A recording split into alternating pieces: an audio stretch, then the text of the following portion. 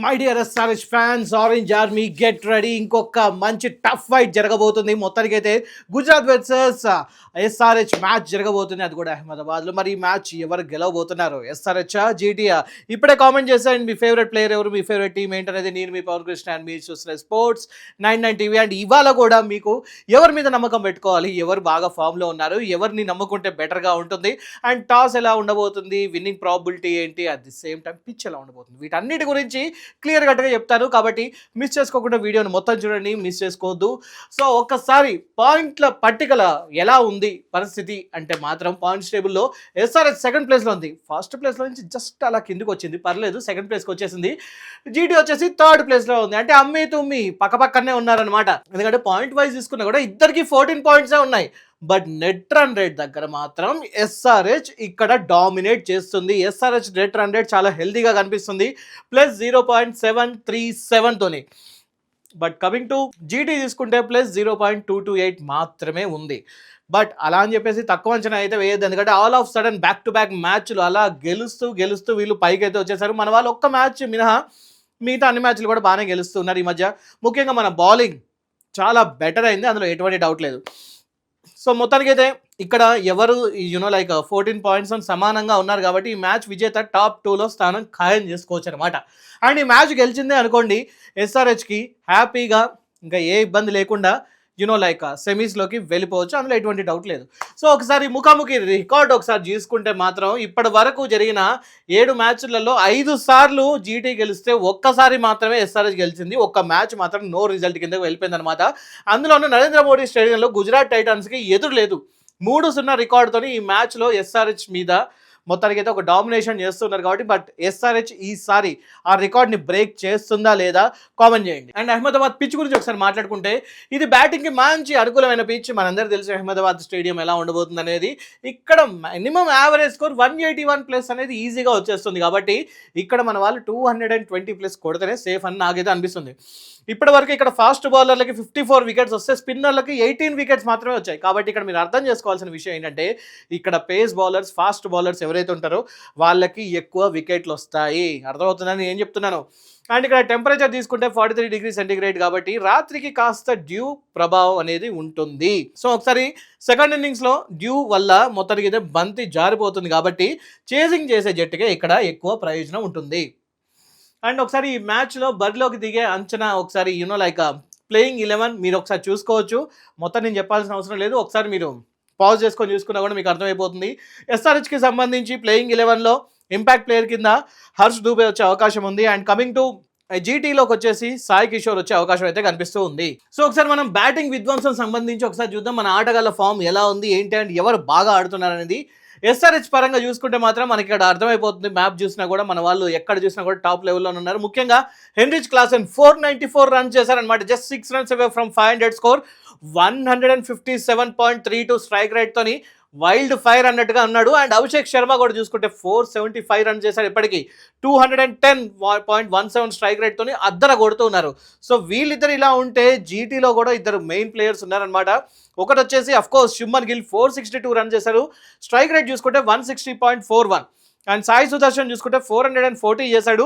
157.70 strike రేట్తో ఉన్నారన్నమాట. So మన SRH bowlers తప్పకుండా శుభ్మన్ గిల్ అండ్ సాయి సుదర్శన్కి సంబంధించి ఒక మంచి ప్లాన్ తీసుకొని రావాలి, లేకపోతే వీళ్ళిద్దరు కూడా చెలరేగిపోతారు. సో మరి నలుగురిలో ఎవరు సెంచరీ కొట్టబోతున్నారు ఇప్పుడే మీరు కామెంట్ చేయండి, మర్చిపోవద్దు.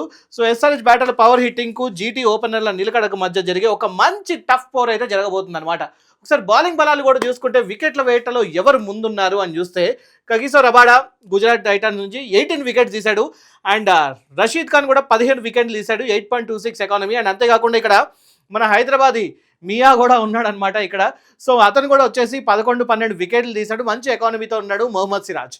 అండ్ ఇంకొక పక్క మన ఎస్ఆర్హెచ్కి సంబంధించి చూసుకుంటే ఇషాన్ మలింగా 16 వికెట్లు తీశాడు. అండ్ షాకిబ్ హుసేన్ కూడా 10 వికెట్లు తీశాడు. అండ్ ప్రఫుల్ ఇంజా కూడా ఉన్నాడు. And at the same time Pat Cummins కూడా ఉన్నారు.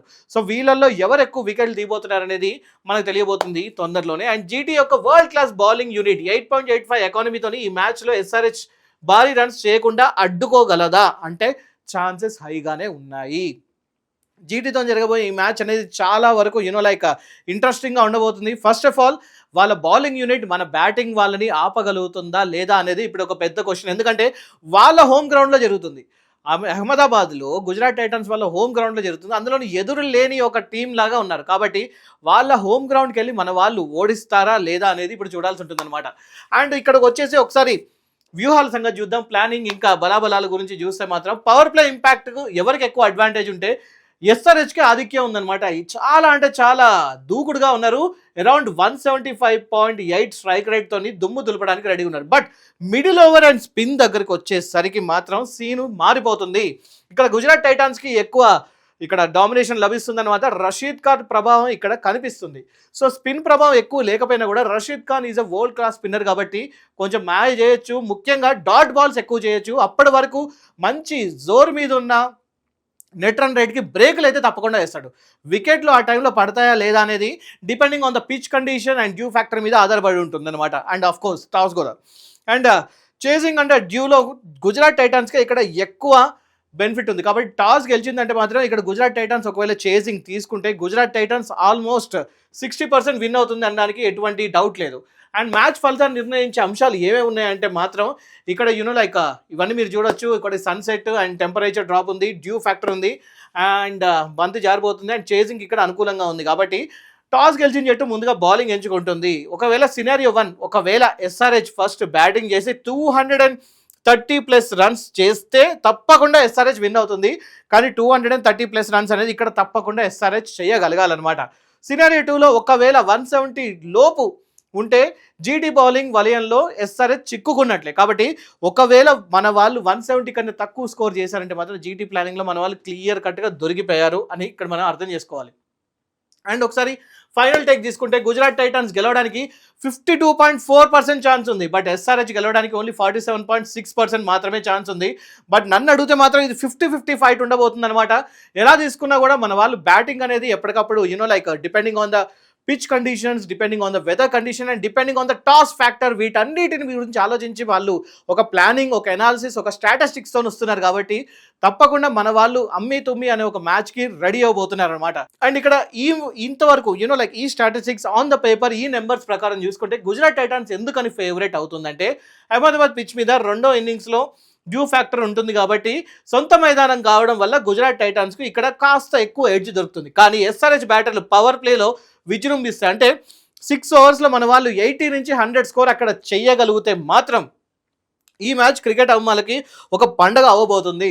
ముఖ్యంగా ఇక్కడ మనం అర్థం చేసుకోవాల్సిన ఒకే ఒక ఇంపార్టెంట్ థింగ్ ఏంటంటే ఎట్టి పరిస్థితుల్లో మన వాళ్ళు బ్యాటింగ్కి దిగితే మాత్రం ఫస్ట్ బ్యాటింగ్ దిగితే మాత్రం ఇక్కడ 230+ స్కోర్ తప్పకుండా చేయాలి. దాన్ని రీచ్ అవ్వాలంటే మాత్రం ఫస్ట్ 6 ఓవర్స్లోని 82 నుంచి 100 స్కోర్ ఈజీగా చేయాలి. అది కూడా మన ఓపెనింగ్ బ్యాట్స్మెన్ వితౌట్ లూజింగ్ ఏ వికెట్ ఇది చేయగలగాలి. ఎందుకంటే మిడిల్ ఓవర్స్లో డెఫినెట్లీ ఫస్ట్ బౌలింగ్ చేసే వాళ్ళకి డ్యూ ఫ్యాక్టర్ ఉండదు కాబట్టి అక్కడ రషీద్ ఖాన్ కొంచెం మ్యాజిక్ చేసే అవకాశం కనిపిస్తుంది. స్పిన్తోని మన వాళ్ళని కట్టడి చేసే అవకాశం కనిపిస్తుంది. కాబట్టి అక్కడ కొంచెం స్కోర్ అనేది ఆ నెట్ రన్ రేట్ అనేది కొంచెం స్లో అయ్యే అవకాశం ఉంటుంది. సో దాన్ని బీట్ చేయాలంటే పవర్ ప్లే అండ్ డెత్ ఓవర్స్లో మన వాళ్ళు దూకుడుగా ఆడితే మాత్రం తప్పకుండా మిడిల్ ఓవర్స్లో కాస్త ఆచితూచి మంచి బాళ్ళని గౌరవిస్తూ చెడ్డ బాళ్ళను బౌండరీకి పంపిస్తే మాత్రం 230+ స్కోర్ అనేది ఈజీగా ఎస్ఆర్హెచ్ చేయగలుగుతుంది. సో ఇదంతా చూసాక మీకేమనిపిస్తుంది? మీ ఫేవరెట్ బౌలర్ ఎవరు? మీ ఫేవరెట్ బ్యాట్స్మెన్ ఎవరు? ఎవరు సెంచరీ కొట్టబోతున్నారు? అండ్ ఏ టీం గెలవబోతుంది? ఒకవేళ మీరు ఎస్ఆర్హెచ్ ఫ్యాన్ అయితే ఎస్ఆర్హెచ్ అని చెప్పేసి కామెంట్ బాక్స్లో నింపేయండి, మిస్ చేసుకోవద్దు. And thank you so much for your wonderful comments. ఎలానే కామెంట్స్ చేస్తూ ఉండండి. అండ్ వీడియో నచ్చితే తప్పకుండా లైక్, షేర్ అండ్ సబ్స్క్రైబ్ మర్చిపోవద్దు. ఇంకొక వీడియోతో మళ్ళీ కలుసుకుందాం.